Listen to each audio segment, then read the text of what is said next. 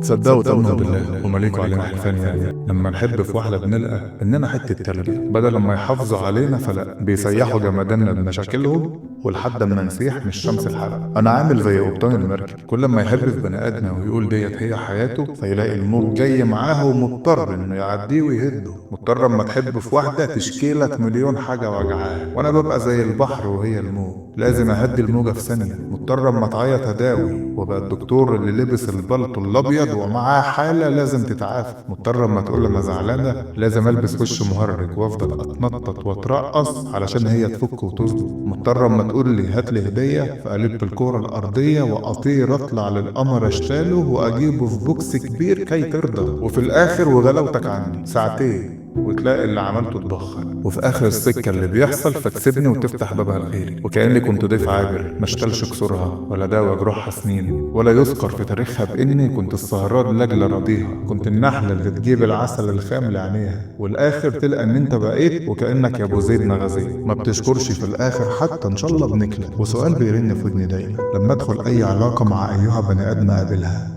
تحت إطار أي مسمى، صديق حتى أو كنت حبيب، ليه بكون أنا الممرض في مستشفى الحب، أسمع وأطبطب وأكتب دواء للوجع الصعب، وأنا مين يعالجني لما أتعب؟ ما أنا بتعب دايما قدامهم، ولا عمر لقيت إيد بتطبطب، ولا عمر لقيت حد يهتم، وآخرهم بيقولوا لا تقلق بكرة تكون زي الفل. يعني احنا الدكتور في القصة بنعالج بس، انما نتعالج لا. عمرنا ما لقينا في قصص الحب اللي قابلناها واحدة بتشتلنا زي ما بنشتلها. يا راجل ده انت بتعمل قرد وتتنطط على الشجرة عشان تعجبها، وانت اللي بتدفع بيه المصاريف بتلففها وبتخرجها، وفي الاخر برضك ما بيحسبش وكأنه فرض ودين بتسده، وغير كده يركبنا الذنب. طب هي بتعمل لك ايه؟ ده حتى شكرا ما بتتقالش، وندبت وياك خناقة عادي جدا وفي ثانية تبيعها وكأن اللي عملته ما كانش. فالواحد أحسن له يشوف عروسة تكون لعبة من شات جي بي تي ويخليها في البيت جنبه، وقت ما يعيط يحضنها، وقت ما يفرح يلعب بيها، وقت ما يزعل هي تصالحه، وأقل ما فيها أما تشوفك زعلان فتصالحك، وأما تتضايق هي تفكك،